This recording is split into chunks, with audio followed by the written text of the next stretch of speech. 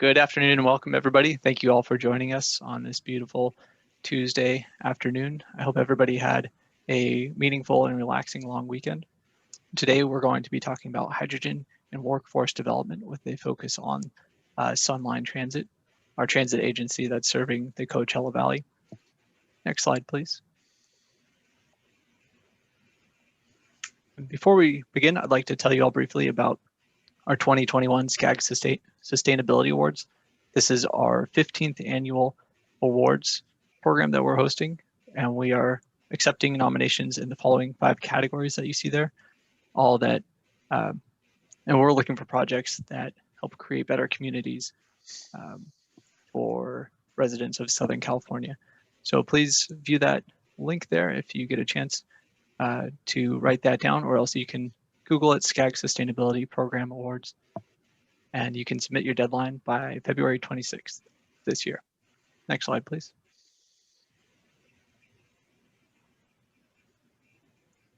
So a couple of housekeeping items before we get started.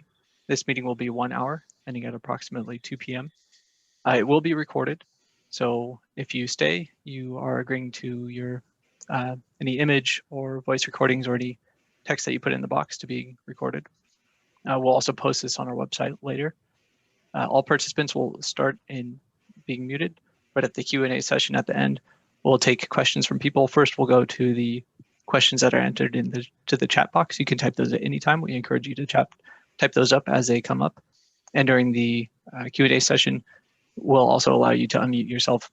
If you click the little raise hand function there, it will allow you to ask a question. All right. Great, and like I said, a recording will be made and we'll post the slides as well, usually about a week after the event. Next slide, please. So the content for today is that we have Lauren Skyver, the CEO and General Manager of Sunline Transit Agency, who will tell us about some of their great work electrifying their fleet. And then we have Rudy LaFleur, also of Sunline Transit Agency, who will also tell us about some of their efforts for workforce education there. And Byron Somerville, Customer Service Manager and Chairman of the Advisory Board for the West Coast Center of Excellence, will tell us more about the education and that center that they've created, or that they're working to create in the Coachella Valley. Like I mentioned, after the presentations, we'll have a questions and answers section, and then we'll end with a short trivia round. And so what that means for all of you is pay close attention to some of the materials that our guest speakers will be talking about, because we're going to ask you about them, and then we'll offer prizes to those of you who can answer them correctly first. Thank you. Next slide, please.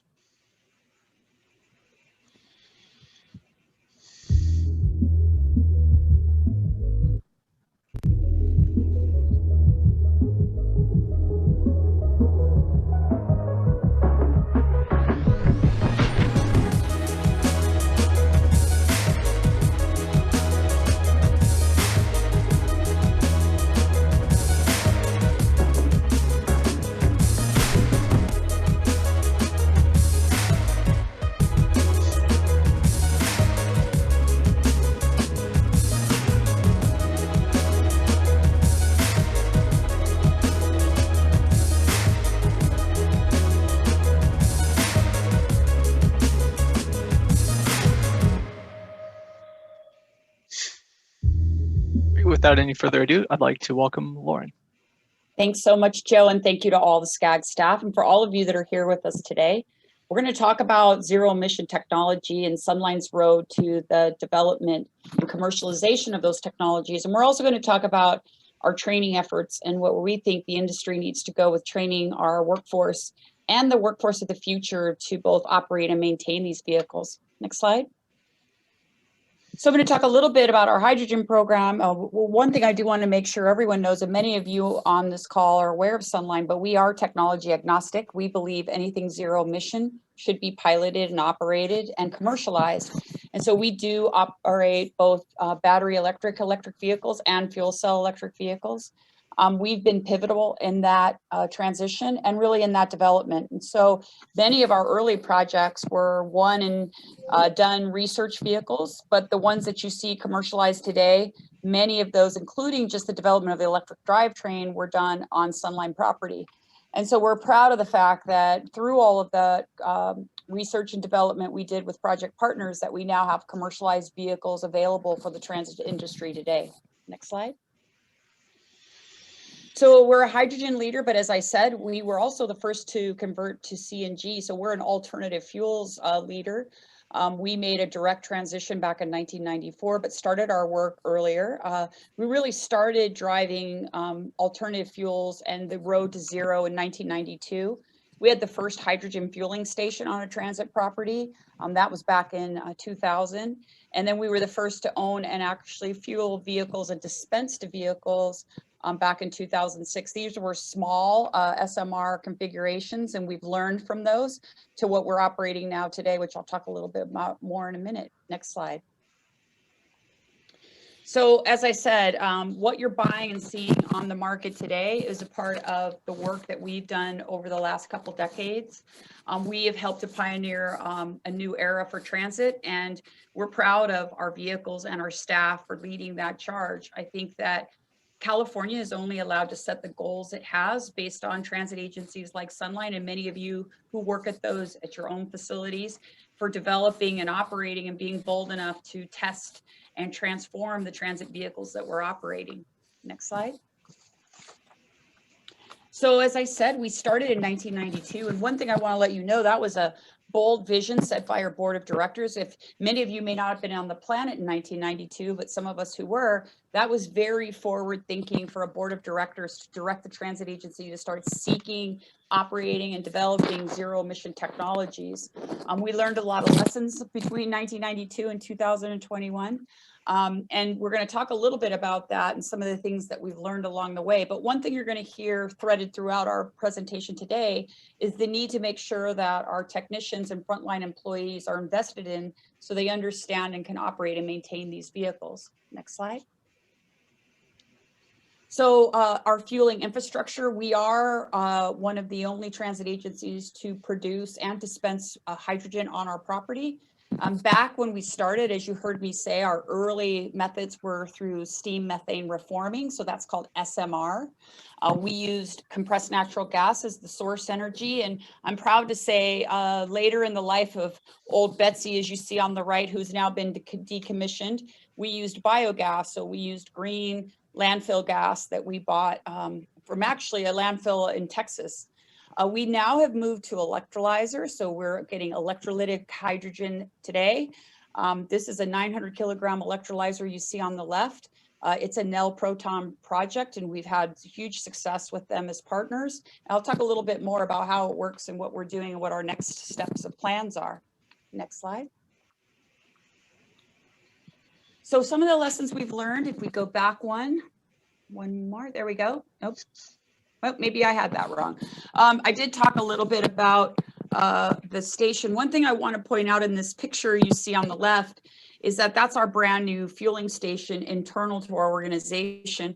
And it's funny because a lot of people think that if you have a hydrogen plant, that you have this really space age way that you're dispensing and filling buses, and really it's just a regular fueling lane like you would see at any CNG or really any diesel yard. It's got lanes. At our new station, we can dispense both compressed natural gas and hydrogen, but it works exactly the same way as any of your lanes that you're operating now. One thing I mentioned a little bit about our power plant that you saw, our electrolyzer. We do produce 900 kilograms per day. Right now, we're only using about 380 based on our fleet size, but we have been awarded 10 more fuel cell buses through awards. And we have 2 fast fill dispensers. So I see a question, we can fill all of our buses. So the station works just as if any other station. The hydrogen is available, and we have storage to store it. And so there is no lag between production and fill times. This station, not the one that you see in the picture, but the power plant was awarded to us through a CARB grant, an AQUIP grant. The total grant was over 13 million. We did get some fuel cell buses in that project as well. Next slide.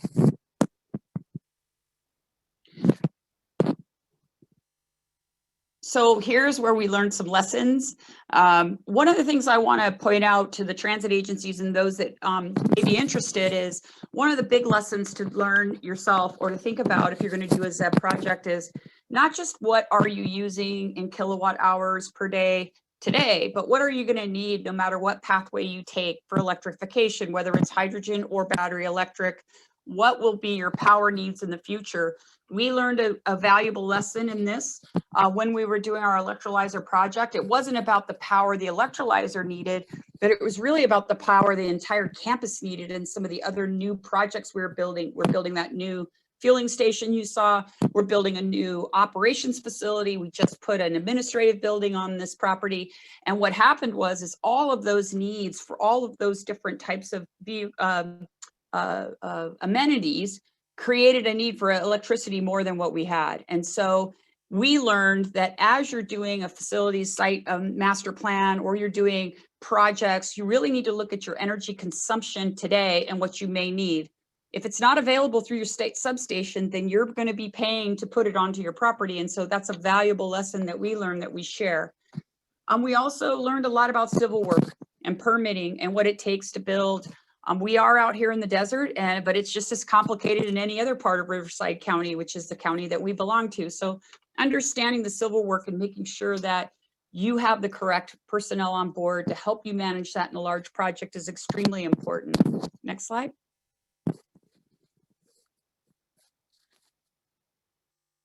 So we have some future fueling plants. I've talked a little bit about it. Some of you may have heard, but we really want to be non-dependent on grid power. That's for a bunch of reasons. One, we're concerned about our futures and the way that we produce energy. We want that to be as green as possible. So though we are focused on tailpipe emissions in our zero emission buses, we're also focused on how we create energy for our buses, whether that be electricity for our all battery electric or hydrogen for our fuel cell electric vehicles. And so we are driving new project to create a microgrid out here on our facility. It will consist of a solar farm, and we already have that project underway. And we plan to take that solar and connect it to our hydrogen production. We also are looking to upgrade our current fueling station to 700 bar. This will accommodate light duty vehicles and any trucks being developed between class 2 and class 6 and class 8. So actually all of those may be fueling at 700 bar. And then eventually building a truck plaza where we have our current stations so that we can help be a part of the hydrogen highway on the I-10 corridor, where we sit between Arizona and the LA basin is the perfect place for an opportunity fill or to fill a vehicle on your way to deliver goods and for the movement of trucks. And so one of the things I want to say about that as a transit operator is we have the unique ability to position ourselves to be part of how zero emission technologies are rolled out to private fleet providers and how others can benefit from the investments made in transit. So if you're a transit agency and you're looking to start a zero emission project, be looking at how your fueling operation could be something that not only helps zero emission technologies be deployed, but could bring revenue to your organization through the sales of electricity or hydrogen. Next slide. So you guys, the ICT and the ACT rules are game changers for California. And again, I want to talk about how we can connect these two. Transit is really leading the way in electrifying either through BEBs or FCEBs, their fleets. And we can actually be the forward motion for truck operators and fleet operators that now must do the same thing with their class 2 to class 8 trucks. And so thinking about ourselves in a bigger bubble now, I think is really where we're trying to position ourselves so that we can be of use, and the facilities that have been invested in both federally and state can be of use to the state's goals and can further and actually progress or accelerate the advancements of deployments of both zero emission buses and zero emission fleet vehicles. Next slide. So our ICT plan, we're a small transit agency. We actually filed ours 3 years ahead of the deadline. There was some strategy for us in that. I know some might wait and see what happens with this regulation. For us, we want to be first in line for funding. So there are 2 tracks you can go. We believe having ours filed and making a commitment was something that was started more than 20 years ago for us. And so it was a no-brainer for us to file our our plan. It's important to note we were already at 22% zero emission vehicles once the plan was required, and so it put us a little ahead of the game anyway. But we have both tracks available. As I started out by saying, we're technology agnostic, and so we believe in all battery electric vehicles as well as fuel cell vehicles. We do believe they each have a job and have some defining moments about how they operate, but we will be using both technologies as we roll out our ICT plan. Next slide. So as you can see right here, right now we have 4 BEBs. We look to have 18. I will say we've had a major project come to us that will up our hydrogen production, actually double it from where it is today. So we'll go from 900 kilograms to 1,800 kilograms per day. So some of this in our ICT plan may change because we didn't know we would get this gift of another production plant so quickly. So we are reevaluating our plan today. And as you all know, an ICT plan is just that, it's a plan. It needs to be evaluated as we move through and opportunities present themselves. COVID has been something that has affected all of us. And so I think just keeping our eye on what we might do in our ICT plan based on opportunities that come our way in grants is important. But that mix of FCEBs and BEBs may change based on this award of a project that we'll be embarking on in the next several months with a major utility in California. Next slide. So the next steps, as I started out by saying, I gave you a little background on our zero emission program and our history, some of which I hope you remember for our trivia. But I want my colleague Rudy DeFleur to talk a little bit about another project that was born in a trailer right here on Sunline before we even had a new building to operate in, and that's the West Coast Center of Excellence. Rudy? Thank you, Lauren. One of the things I wanted to do is emphasize the points that Lauren mentioned about lessons learned. I think, we were sitting around, we were investing in technology, and we decided that investments in training need to be commensurate with those investments in technology. And that's probably due to Lauren's military and my military training background as a civilian. But anyway, I did learn the importance of training. And so Sunline established training materials for the West Coast Center of Excellence. And if we can go through the next slides, we'll show you more about it. We are actually focused on a brick and mortar on-site training facility. We've learned that through operations and maintenance training is best if you have some facility and equipment to accommodate that training. Even though Sunline has developed, or the Center of Excellence actually has developed 7 courses, we recognize that only certain things can probably be done best in person.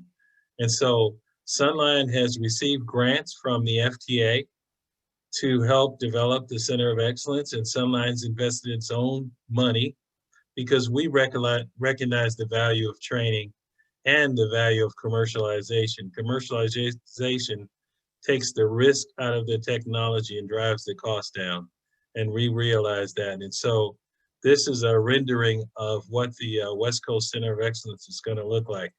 Next slide. So we're going to both provide a pathway for current employees. We use this term, instead of mechanic, we use technicians, because it is definitely a shift in what the needs are for the agencies now with the advent of so many advanced technologies. And we're also looking to attract the next generation of technicians into the industry. While transit is the focus, this facility will accommodate other transportation vehicles, like Lauren mentioned the ACT rule, where there's Class 2 to Class 8 trucks that need to transition. And so this facility will accommodate actually a 60-foot articulated bus, which will accommodate most forms of transportation that you see every day. Next slide. Here's a outline of the facility, and it shows that we're going to have entrance to the Center of Excellence both from Harry Oliver and then from internal. And so we plan this facility for both internal and external customers. And that's what's important. Not only have we planned the facility for internal and external customers, we organize the training based on input from internal and external customers. We've had 2 workshops to help develop the course materials. And so we believe that this is important to make sure that everyone is a participant in the training available. Next slide. So what Sunline did is we facilitated multiple workshops with many constituencies, government representatives, transit agency representatives, and we purposely included the OEMs in what we were doing to make sure that we got the rounded feedback that we needed. So we developed the coursework based on feedback from the industry. We validated the coursework based on what we heard from the industry, and we actually beta tested the coursework with our visit to Santa Cruz. Next slide. And so this beta testing at Santa Cruz really validated the importance of not only safety in the technician training, but also in operating the vehicles. And so we had a couple of vehicles there. We had subject matter experts, John Fralla from Rio Hondo College and Tommy Edwards from Sunline. And we had the experts there to go through the benefits and the advantages of the technology, as well as many safety aspects. And that was greatly appreciated by the audience. Next slide.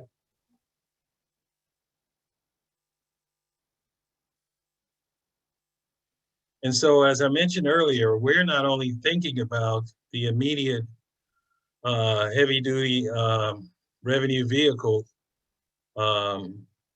fleet, but we're also thinking about other fleets, because as the ACT rule came out, we recognized that there are synergies in the geographic area that could be maximized by different fleet owners.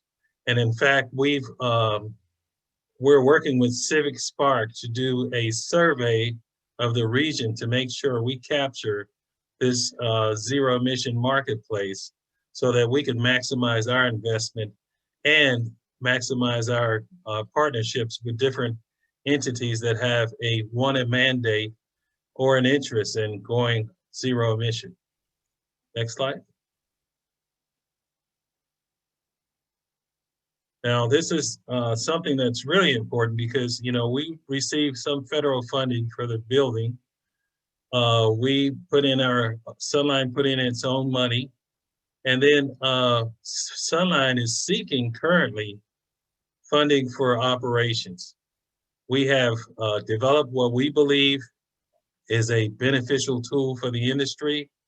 We're working on a actual structure where this technology and some of the testing equipment can reside, and where people can find a home for some of their training needs. And so we are in need of and searching for funding for the continued operations of the Center of Excellence. Now, we have irons in the fire, but we will not turn down any bona fide offer for anyone that's looking to support the operation of the Center of Excellence, because we believe, when we started, that the industry will benefit from having a solid training resource to draw upon. And so with that, I want to introduce Byron Somerville. He's our representative from the OEMs to talk about the board and some of its operations. Hi, thanks, Rudy. Thanks, Lauren. Very good. I'm so excited to talk to everybody today. The West Coast Center of Excellence is truly a collaboration between public and private organizations. Sunline made it evident at the beginning that having the OEM involvement was truly important. The center is really aiming to build a curriculum that enables a successful deployment at the agency level. And again, having the manufacturers, OEMs available is so important because we're getting their feedback, we're getting their experience to help build that curriculum for the transit agencies. So I think we should be on the next slide, please. And again, having the original equipment manufacturers, which is the OEMs, is so important because their experience will help really build this curriculum that enables transit agencies not only to have information not just for mechanics, but more on the operations side, the fueling side, everything to run an agency on alternative fuel vehicles or battery operated vehicles. Next slide, please. So the advisory board, again, has a great depth, lots of experience from different manufacturers, from vehicles to colleges. So all this information that can be downloaded and transferred into the curriculum for the transit agency is so important. And I think Sunline knew that from the beginning, that having the West Coast Center of Excellence would provide that information and transfer that to the next level of technicians out there that'll be serving these vehicles. Next slide, please. Again, the board's objectives are to identify training programs and opportunities, creating industry certified training programs and courseworks, advance the industry influence of the board and the training materials, build collaboration that will leverage the agreed training programs and coursework, and help secure funding for board initiatives and programs. Again, it's very important that we have the training and industry certified, which would be the next level for us. So again, building this curriculum is so important to help get that next generation of technicians and transit agencies with the new technology of either battery or fuel cell. Next slide, please. So we think that the West Coast Center of Excellence model can be widespread for deployment. So again, setting up this baseline and the curriculum and having this information will be transferred to other centers. And again, hopefully the spirit of Sunline and their engagement for new technologies is so important. So having the West Coast Center of Excellence, again, will have this widespread deployment. So important, not only from the OEMs and the and other agencies, that transferring their technology is definitely going to help provide the skills that we need for our technicians tomorrow. Next slide, please.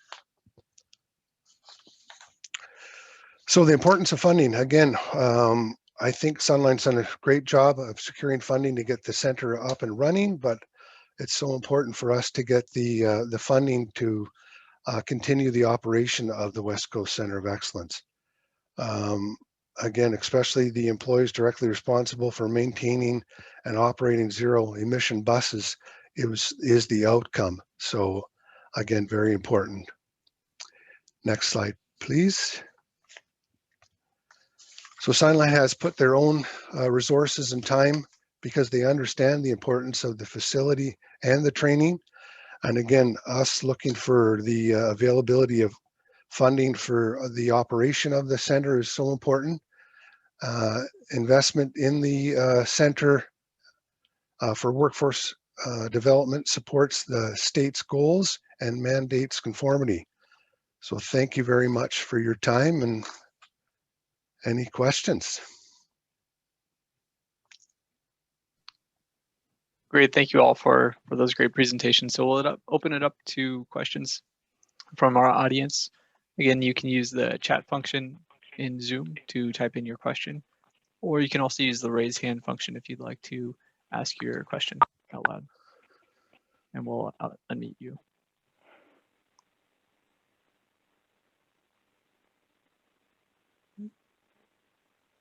Call-in user 1, you are unmuted. Yes, my name is Ranji George. Can you hear me? Yes. All right. Thank you, Lauren and Ralph, for the presentation. Very useful. Glad to know Sunline is moving forward. I would really hope funding agencies will seriously consider their proposals. I am the scientist who helped Sunline get into hydrogen in 1992. Lauren had mentioned the start. Yes, I met Richard Cromwell and Skip Haynes, both unfortunately have passed away. But they said when I met them that they had no training, no funding, no technology partners to help them in the permitting and in getting the vehicles. I'm directly the person from South Coast who arranged everything from funding, from technology partners, helping permitting, and then also helping in developing the SWACH Center of Workforce Development for Hydrogen. In all this, Sunline finally became a willing partner and became the great agency it has. So I'll strongly support Lauren's and Ralph's commitment to take the training to the next level. They had started it from 1993. They have great experience, resources. Tommy Edwards were there, and many other people who are still there were there from the start. So and thank you, Lauren, for carrying the vision forward to the next level. From when we were there, it was all experimental, but it was very important. You can't get to commercialization unless we run the experiments for a long time. And I strongly support their efforts. And thank you for SCAG for hosting this.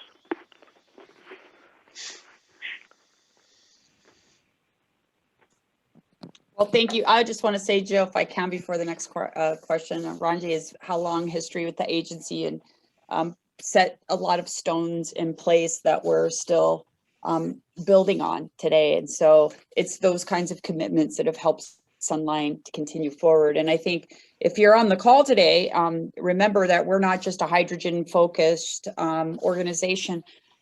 We believe that the future will be mixed propulsion. And so learning both systems is important. And you may have relief vehicles that will be all battery electric and a mix of buses that are battery electric and fuel cell electric vehicles. And so we do want to make sure that folks know that we believe that there's room for all technologies in our fleet plans and that the way we deploy, I mean, obviously we're hydrogen centric because of the benefits of range and the benefits of fueling since we were a CNG facility already. If your organization is CNG, the delta of change between a CNG facility and a hydrogen facility, other than the part about getting hydrogen, is very simple.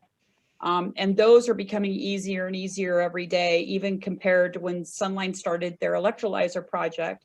There are more and more ways to produce hydrogen on your facility, and they are becoming less complex by the day, by the month. And so if there's anyone with questions about all battery electric, fire away as well, since we run BYDs at our property. And we left lots of time for questions because we thought there'd just be so many. So maybe not. Maybe we answered them all, Joe. It's also that military mindset is we stayed on time very well.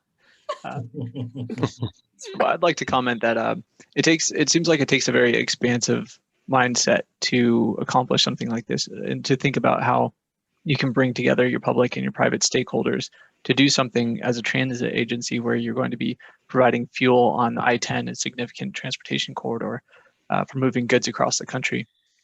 And so I'm wondering what kind of advice would you give to transit agencies or fleet managers or cities to think about, if they're just kind of starting this journey or in the early phases, how can they take on this kind of expansive mindset and like think about the things that you've been thinking about for decades now to kind of accelerate their process? Well, I'll start and then my colleagues might have something to say, but transit is a very transactional business. And one of the things that you can think about at your organization is that Sunline has a very entrepreneurial spirit, which you typically don't see in transit for very good reasons. I mean, we have a very risky business. We have service we need to deliver to the curb. We have a very important service and mobility for a community, and that needs to be our first job. But sometimes we focus on that solely and don't think about the other skills we have in our teammates, the ideas people have about how to be entrepreneurial and how to position your organization to benefit from some of the things that you're already doing. And so one of the things that motivates me at Sunline, and I didn't develop this, I just came here on an opportunity and have just love the way we operate, is this agency is very entrepreneurial. It thinks about how can it take every investment and then improve its bottom line through either revenues, notoriety, or moving a technology forward. And that's exciting. And so people here at our organization are excited about what we're doing. And therefore, we find all kinds of talent within our organization. We find people that work in finance who are interested in the environment and interested in what we're doing in zero emission. And that only helps us apply for grants and do all of the amazing work that we do. And so I would tell you that being entrepreneurial is not a bad thing. It's something in a public organization we're kind of like put on the back burner, but it is what actually flows through Sunline's veins. Started, as Ranji said, by Dick Cromwell, and then continued by the organization. And it creates an excitement within our organization for opportunities people can have to stretch themselves or to do different things. As you know, since transit's so transactional, if you're a planner, you only do planning. Well, here you might do something else in fuels, or you might have some ideas about how we can make more money in fuels. Well, and one of the things I wanted to add, when Lauren mentions notoriety, a little over a year ago, we did a chart that showed we had $40 million in discretionary grants to invest in our different programs. So I think funders are looking for that can-do attitude, and Sunline is definitely an agency that reflects that.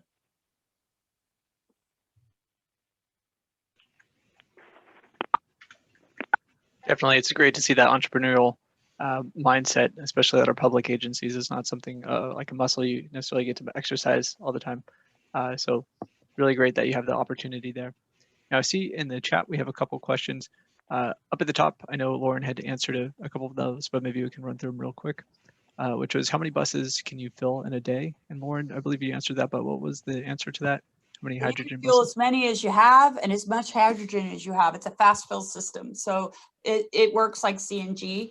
So as long as you have the production and the actual vehicles, it's exactly as we would fill our CNG. So it's a capacity question, but it's not longer than, and some people may be hearkening back to the early stations for light duty where people had to wait forever for the station to be able to fill one vehicle, slow fill, and then regenerate to fill the next.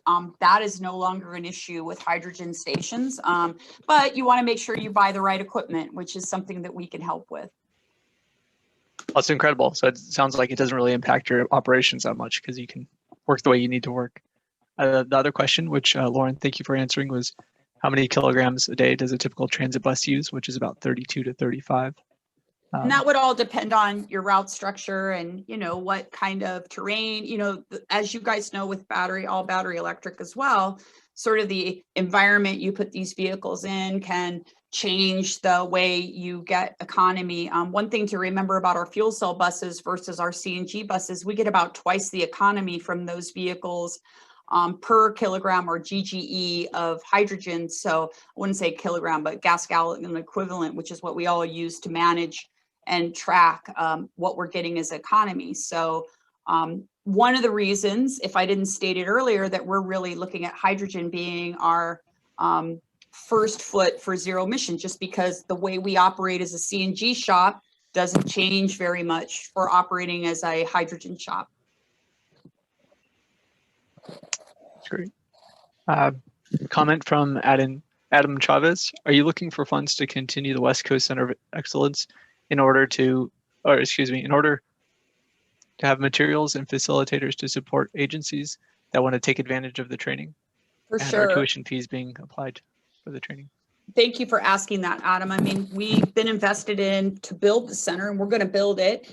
We've been invested in to create a coursework catalog, but that needs to change. We have to keep introducing product. New things are being developed every day. We need to start introducing infrastructure content and training. We will need a new set of energy managers in transit at some point as we move forward. And so there are future needs that need to be built already, even today, and then operating it. We believe this is like a California asset. I mean, California has put itself on the map by by propagating these two rules, and now we have to find ways to make sure we have a workforce ready to assume these jobs, not just those that need to transition, but you know, there used to be two tracks when you were a young person. You went to trade school, you went to college. I mean, we kind of lost that trade school pathway, which is not an issue, but we believe needs to be recreated. Many folks would like to get some training and get a job on their way to college and on their way to something perhaps in the environmental studies. And so we'd like to create that pathway for millennials or others that are coming out of high school and looking for a trade, looking for a way to start work right away, while then they work on their college dreams while they have a job. So we are looking for funding for it. We believe California should be looking more closely at what we're doing and helping us to fund the operation of the center. Great points. Thank you, Lauren. I have a question here from Yachun Chow. Could the Sunline team comment on the hydrogen station scale up practice and how to balance between stranded assets and the total construction cost over time? Ooh, yeah, Chun, she's got to send a stunner in there. That's a well, so that is why in our ICT plan, you would see sort of and our plan is available on our website. CARB also has published plans that you can look at if your agency hasn't yet finished theirs or is in the process. But it is important to look at cost. That's why you see an increased number of BEBs in our ICT plan, so that as we were building infrastructure for fueling and milestones to do so with fleet complement, we could pepper in a few BEBs to buy some time along the way. As I mentioned earlier, we do have an amazing opportunity to double our production, and that project is going to commence soon. So we may be flipping the script on our hydrogen vehicle deployments versus BEBs. But I want to be clear, we believe that both propulsion types have a place in your zero emission transformation. And so, you know, it's just all about the numbers. That's a really, I could talk about that question probably for 45 minutes, Yan Chen. So I don't know if I answered it correctly, and I don't know if my colleagues have anything they want to say on it. Well, I just want to say, you know, as Chin knows, it's a real balancing act because it's not as if we go to the bank and get money out when we need it. So we have to balance the availability of funding with the operational needs of the agency. And so that's something Sunline's done a great job of, and we will continue to do. But as Lauren mentioned, our ICT plan is a plan. There's things that need to happen. And so we're encouraged that we're making those things happen. But, you know, you don't control your own funding resources, especially now that we have COVID and all these other things that are influencing the operation of transit agencies. So ideally the plan would go to get together perfectly, but we just really can't like go to the bank and get the money and write a check, you know. That would be easy. There's a question in here about supplier, and that's a really good point that I probably didn't cover as more as I should have. And that is when you become a fuel provider, there are LCF and RENS credits depending on what your designation is. And so looking at LCFS and looking at the revenues that you can gain, that is why we're driving the public side of our stations. So for us to collect those credits on our nameplate station of 900 kilograms, we need a public station, which we have, but we'd like it to be 700 bar so that we could reach more end users. So there is kind of a playbook to look at when you're looking at station creation, and how do you do that to position yourself to most help the industry and help the funder that funded your project by connecting into other goals that funder may have, whether it's CARB or CEC or others. So we're happy to talk with folks about the way we look at that so that we can most benefit from the revenues we can generate from a project, and therefore put more transit on the street. So all of our revenues go into transit services and make us less likely to fall into issues when subsidies are changed, because we have this little business side of ourselves that we're operating under. The other thing I would say is understanding your JPA and your internal structure is important when you're looking at revenue generation. And we could talk more about that if anyone has questions later on. They're happy to reach out to folks.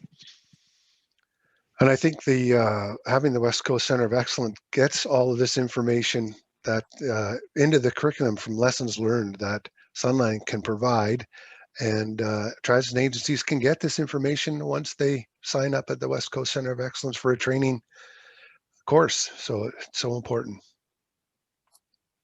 Do you want me just to go to the next question, Joe? Yes, yeah, please. Thank you, Joy Lauren. had a question. So one of the things about the facility is because we've been doing hydrogen for so long, it was a little easier for us. And so one of the things, if your transit agency has a station, a permitted station inside, you want to start building on that, moving out when you're going to do a different application. Our hydrogen production is fairly, so I'll give you an example, 900 kilograms a day on a 60 by 60 pad. That's not that large. And that pad actually allows us to scale up at least another rectifier unit and another module. So we could actually go up about another 400 to 500 kilograms on that building that we have right now.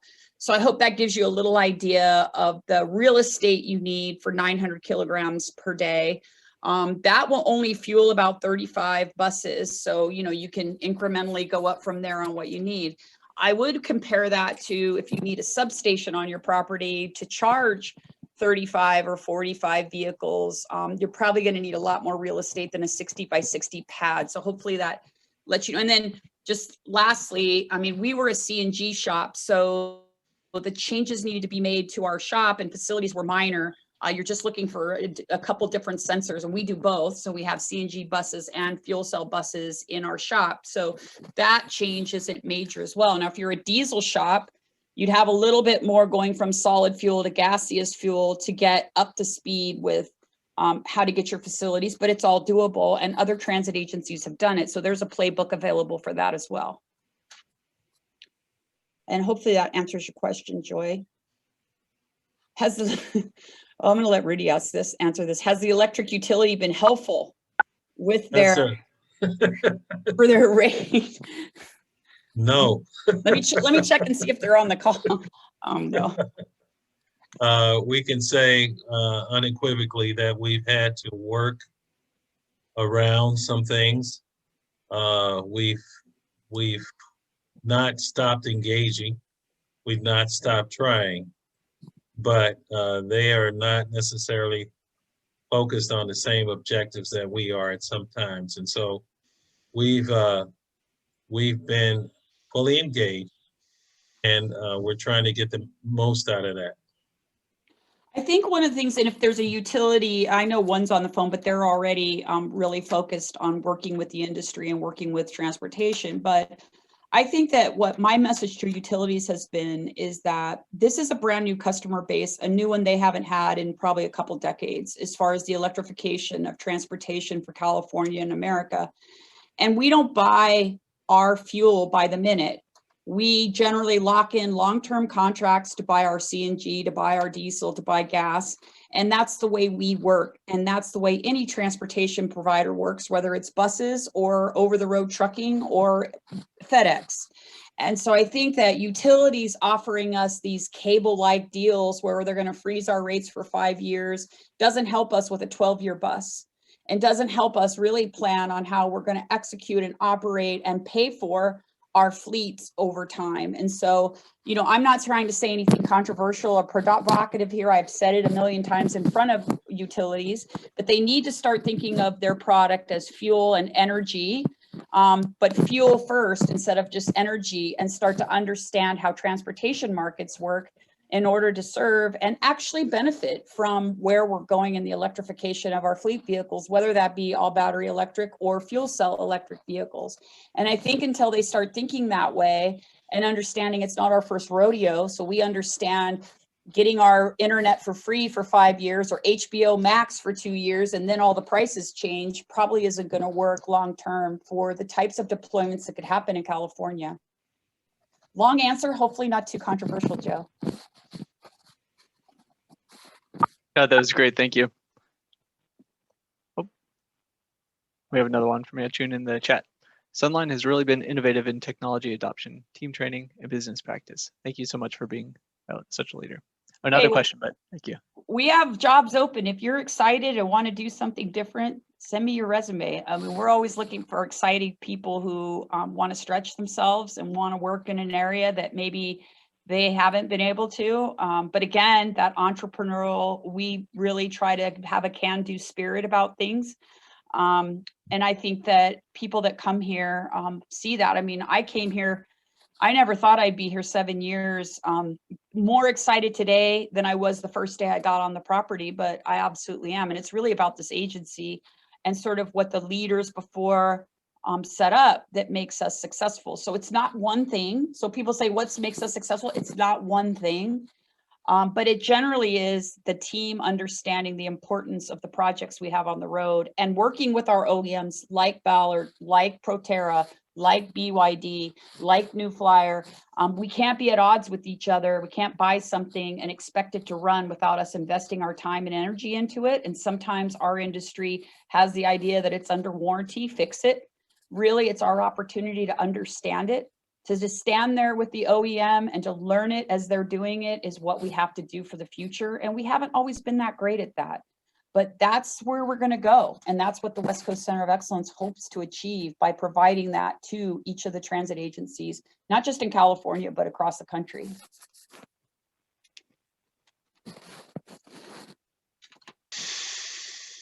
I'm curious for Byron, is this something, this type of collaboration, have you seen this with other transit agencies as well? Not to necessarily put anybody on the spot, but maybe just to reflect on Sunline's leadership in this.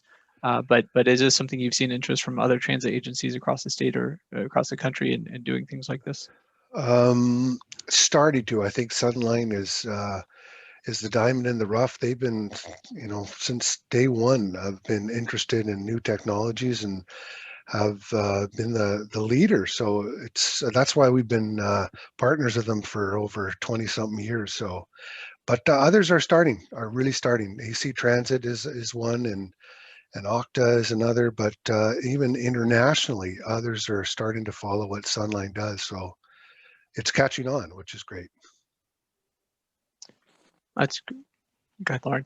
Oh, I just see this question. I think that we in the past have worked across the world and actually with some companies that were both Japanese, Chinese, and Korean, having them as visitors to see what they're doing in hydrogen. Many of you may know the world is really looking at hydrogen much quicker than we are here in the US. And so I think that our interface, it's been a while since we've had a visitor or talked. All of us, it's been a while, right? Like a year. But I think that right now we're working very closely with Australia, who is looking to do some hydrogen and battery electric trials. And so we're working really closely with their DOT on how do they launch a project that would be about there being some trials in their different transit agencies in Victoria. So we stay involved worldwide. I think that some countries have moved beyond what we're trying to teach here and are already deploying at large numbers, fuel cells specifically, vehicles. But yes, we do stay connected to what the world is doing. Number one, to know what's happening. And number two, we're always looking for what's the next opportunity for funding for our own projects. Great. That's really awesome when we can take an international perspective on things, especially in the next year or two here when we can finally get to travel again. And hopefully you guys will be able to host international visitors at the West Coast Center of Excellence.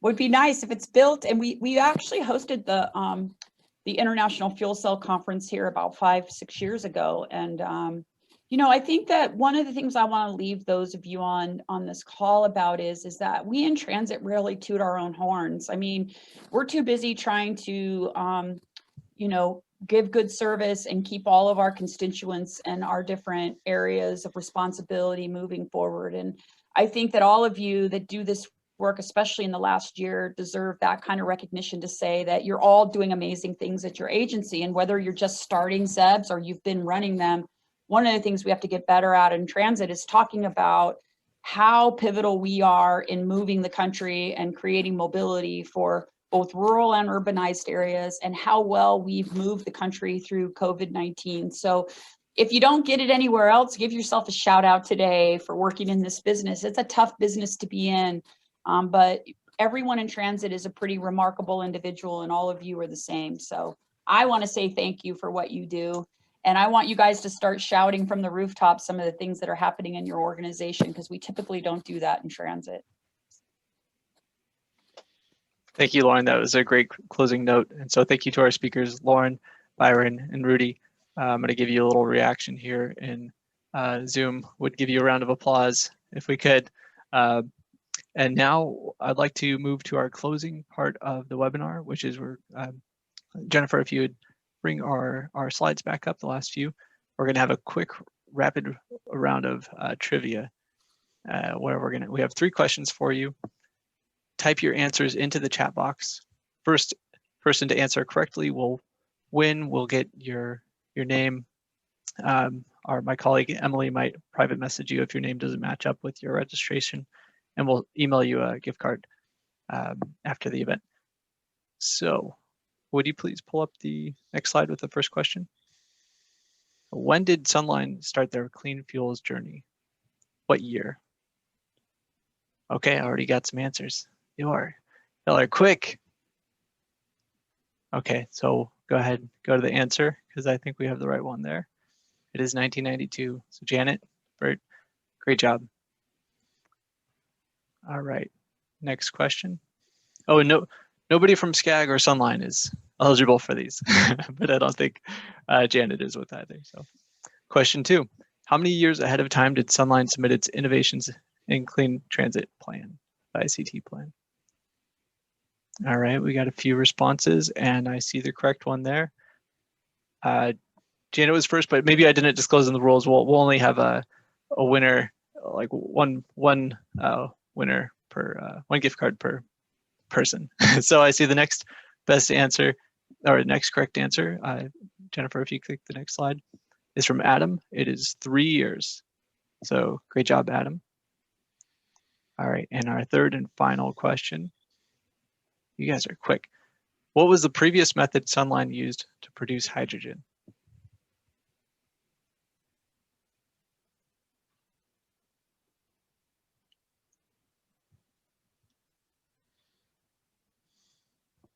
All right, got a couple answers. I think one is, any more answers? All right, and the answer, I believe, so is steam reformation, which is, well, I put here natural gas reforming, but I think steam reformation is SMR, I think, had it. Joy, I'd say that's probably the closest. Or what do you say? You guys are the hydrogen experts. What do you say? Would CNG count? Maybe we'll have to have 2 winners on this one. That counts. I mean, or maybe you have to have 2 winners. I think that, you know, folks engaging and remembering this stuff, I'm impressed. That is good. I was going to say that's pretty good. So I think we're going to have 2 winners on this one. So Jim and Joy, thank you for your correct answers, and for everybody else who answered. So that's it. That's our trivia. Thank you for paying attention today. Thank you again to our speakers. We all hope to see you at the next 2 weeks. We have, we have Orange County Transportation Authority at our webinar next Tuesday. So if you got a chance to register for that one. And then in 2 weeks on February 2nd, we'll be joined by Foothill Transit. So we hope that you can join us on the entire tour. So thank you, and have a great rest of your day.